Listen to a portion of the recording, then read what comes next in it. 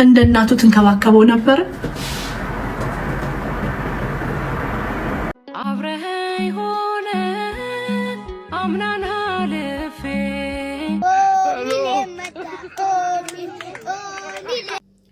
ሰላም እንዴት ናችሁ? እኔ ከእግዚአብሔር ይመስገን 2018 እንኳን አደረሳችሁ፣ እንኳን አብሮ አደረሰን።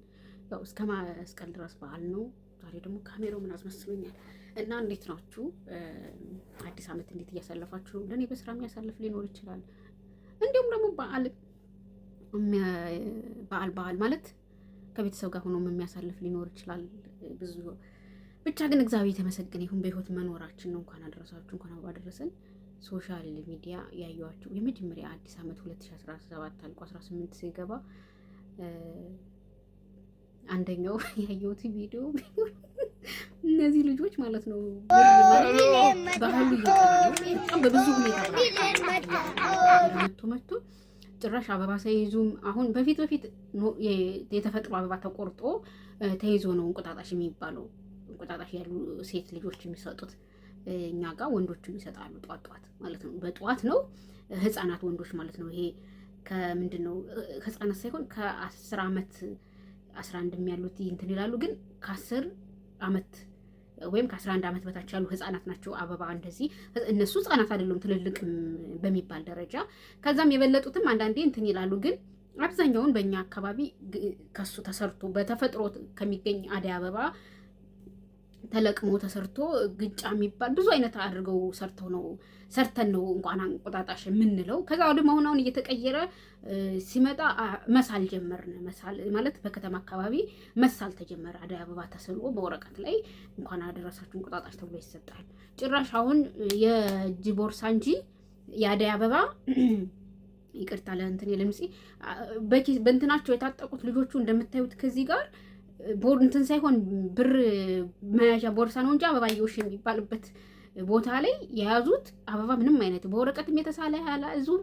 ምናልባት ወይ አውቀው ለቪዲዮ እንደዚህ መነጋገሪያ እንዲሆን አይደለም። በጣም ያስገረመኝ የመጀመሪያ ቪዲዮ ይሄ ነውና ምናልባት ወደፊት ያለው አሁን ብዙ ነገሮቻችን እየተቀየሩ ወደፊት ያለው ትውልድ ምን ሊያውቅ እንደሚችል የምናውቀው እንኳን አሁን እኔ የማውቀው እንኳን በፊት ስለው የነበረው አሁን ነገሮች እየተረሱ ነው ማለት እየረሳዋቸው ነው። እንኳን ምንም የማያውቀው ልጆች አሁን በዚህ ትውልድ ያሉ ልጆች እንደዚህ እያደረጉ እንኳን አደረሳችሁ የእንቁጣጣሽ የሚሉ ከሆነ ወደፊት የሚመጣው ትውልድ ደግሞ የእንቁጣጣሽ ቀን ምንም እንቁጣጣሽ የማይልበት ጊዜ ሊኖር ይችላል ማለት ነው። እና ይሄ ነገር ምናልባት ለካሜራ ከሆነ የተቀረጸው አላውቅም።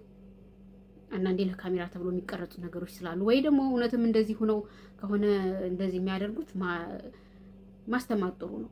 እኛውን እንቁጣጣሽ ሊባል ሲኬድ እናቴ በፊት ሌሎች ልጆች ያመጡትን ያልቅብናል። የሰራነው ነገር ሲያልቅ ከሌላ ሰፈር ልጆች ያመጡትን የሰጧትን ትሰጠናለች ስጭን ብለናት። ከዛ ካልሰጠችን ደግሞ ያ የአደይ አበባ የተሰራው የአደይ አበባ በክር ተደርጎ በገመድ ነገር ተደርጎ ግድግዳ ላይ ይሰቀላል። በቃ አመት እስከሚመጣ ድረስ አንዳንዴ የሚቀመጥበት ጊዜ አለ። አመቱ ሲመጣ ያ እንትን ይለቅና አዲስ ይደረጋል። ያ ምንድነው አደይ አበባው እንደዛ ይደረጋል። አሁን ግን ከዛም ይልቅ ደግሞ እንደዛ አይነት ነገር መጥቷል። በማስቀጠል ደግሞ በጣም ያሳዘነው ቪዲዮ ልዩና ቅድስ የሚባሉ ዩቲዩበሮች ነበሩ። ፌክ በነገራችን ላይ ፌክ አካውንት አላቸው ማለት ፌክ እንትን አላቸው መሰለኝ ዩቲዩብ ቻናል ሰው በፌክ የሚሰራው ከተጣሉ ከተባሉ በጣም ረጅም ጊዜያቸው ነው። ከዛ ግን በመሀል ላይ ያ ዩቲዩብ ቻናል የፌክ ነው ብዬ ነው የማስበው። ማለት እነሱ ያልሆነ ሌላ ሰው የሚሰራበት ማዘጋት ከተቻለ ቢያዘጉት ጥሩ ነው። ምክንያቱም ለሰው የሚሰጠው መልእክት የተሳሳተ ነው። ተጣልቶ ተብሎ በጣም ረጅም ጊዜ ከተሰማ በኋላ በመሀል ላይ ቅዱስን አስመረቁት፣ ቅዱስና የታረቅን ምናምን የሚባል ኮሜንት በውስጥ ማለት በቪዲዮ እየሰሩ እያቀናበሩ የእሷን ምስል ከላይ እያደረጉ ምናምን ቪዲዮ ሲለቀቅ ታረቁ ምናምን የሚል ወሬም ነበረ። አሁን ግን የቆየ ቪዲዮም ቢሆን እውነት ለመናገር ስታለቅስ ማለት ቅረጹ መላችሁ አንዳንድ ጊዜ ስለሰውን ብትናገሩትም ምንም የማይሰማበት ጊዜ አለ።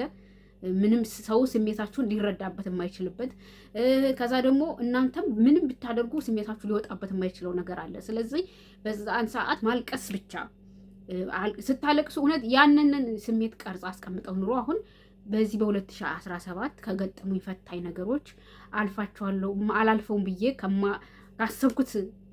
ያሰብኩት ይሄ በቃ ጥሎኛል፣ ወድቄያለሁ፣ መነሳት አልችልም ብዬ ተሰብሬ ይሄን ቀን 2018ን እደርሳለሁ ብዬ አላሰብኩም ነበር ስትል ያንን ቪዲዮ ፖስት አድርጋለች።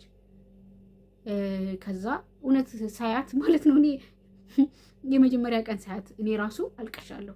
ምክንያቱም ብዙን ጊዜ ሰው ማሳየት የሚፈልገው ሳቁን፣ ደስታውን፣ በተለይ አንዳንድ ሰው ማሳየት የሚፈልገው ቆንጆ ሲለብስ፣ ቆንጆ ሲናገር፣ ብዙ ጠንካራ የሆኑ ጎኖቻችን ነው ለሰዎች ማሳየት የምንፈልገው እንጂ ማለት እኔ ለራሴ አሁን ለሰዎች እንዲያዩት የምፈልገው ጠንካራ የሆኑ ጎኔን ነው እንጂ ይሄ ደካማ ወድቅበታለሁ የምለውን ወይ እንዲያርሙኝ ከመጠየቅ ውጭ ይሄ ነገሬ እንዴት ማስተካከል እችላለሁ ከማለት ውጭ ሚዲያ ላይ አውጥቼ አላሳይም።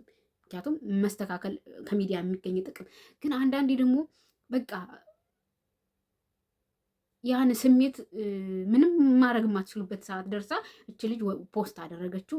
ያለፈው ይሄ 2017 በጣም እንደከበዳት 2018 ግን ይህን ሁሉ አሳልፋ ወደ 2018 እየገባች እንደሆነ እና ምንም አይነት ተስፋ እንዳትቆርጡ የሚል መልእክት ያለው ነው። ግን ስታለቅስ ያለው ማርያምን ስታለቅስ ያለው ስሜት ማለት ነው በጣም ነው የሚከብደው። እንኳን ለባለቤቷ ማለት ነው ለእኔ ራሱ ሳየው ያንን ቪዲዮ እንኳን ለባለቤቷ ለእኔ ራሱ አልቅሻለሁ።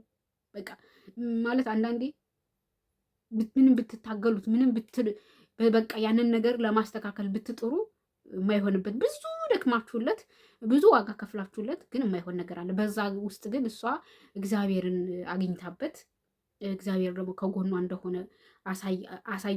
እግዚአብሔር ሁሌም ከጎናችን ነው። አንዳንዴ እንደዚህ ፈተና ሲበዛ ወይም እንትን ሲል በቃ ከእግዚአብሔር የምንርቅበት ወይም ደግሞ እግዚአብሔር ለምን እንደዚህ አልሆነልኝም ብለን የምናጉረመረምበት ጊዜ ያለ፣ እሷ ግን እግዚአብሔር እንደደገፋት የመሰከረችበት ቪዲዮ ነው። ያ ቪዲዮ የቆየ ነው። አሁን የዛሬ የተፈጠረ ግን እንደ አዲስ እሷ የፖሰተችው ያለፈውን አመት አብዛኛው ሰው ቪዲዮ ይሰራልኝ ያለፈው አመት ስኬታማ ነበር ወይ እንዲህ ነው ተብሎ ቪዲዮ ይሰራል። እሷም እንደዛ ብላ ነው እንትን ለአንዳንዶቻችን ስኬታማ ነው፣ ለአንዳንዶቻችን አዝነን የተከፋንበት ነው። እግዚአብሔር ይመስገን የማያልፍ ነገር የለም። የደስታም ጊዜ ያልፋል፣ የሀዘንም ጊዜ አልፈዋልኝ። በ2017 ብዙ ነገሮች እኔ በግሌ በጣም ያስደሰቱኝ ጊዜያቶች አሉ። ያስደሰቱኝ ጊዜያቶች ተደረስቻለሁ። ደግሞ በጣም ያለቀስኩባቸው እንትኖች አሉ። እና ቪዲዮ ቅረጹ፣ ቪዲዮ አትቅረጹ ምላችሁ አሁን ለምንድን ቪዲዮ ቅረጹ ምላችሁ? ያን ነገር አልፋችሁ ስታዩት የራሳችሁ ጥንካሬ ራሱ እንትን ያበረ ማለት ጥንካሬያችሁ ያንን ነገር ያሳለፈኝ እግዚአብሔር ከዚህ በኋላ ምንም ነገር ቢገጠኝ አልፈዋለሁ እንድትሉ ያደርጋልኝ። አይደለም ባለትዳር ስትሆኑ ምናምን እንዲሁ ኖርማልም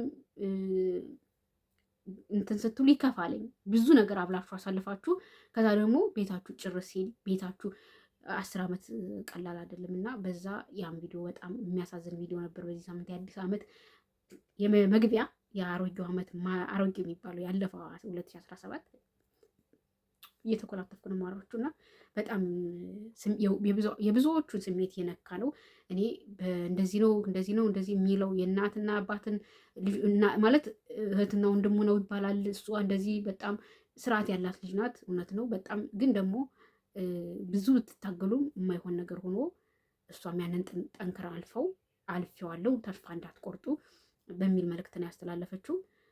ግን በጣም የብዙዎቹን ልብ የሰበረ ነው። እግዚአብሔር በተጎዳንበት ወይም ደግሞ ተሰበርንበት በምንለው ነገር ደግሞ አጠንክሮን እንደዚህ ለምስክርነት ያብቃን ነው የምለው። መልካም ጊዜ ይሁንላችሁ። በሌላ ቪዲዮ እስከምንገናኝ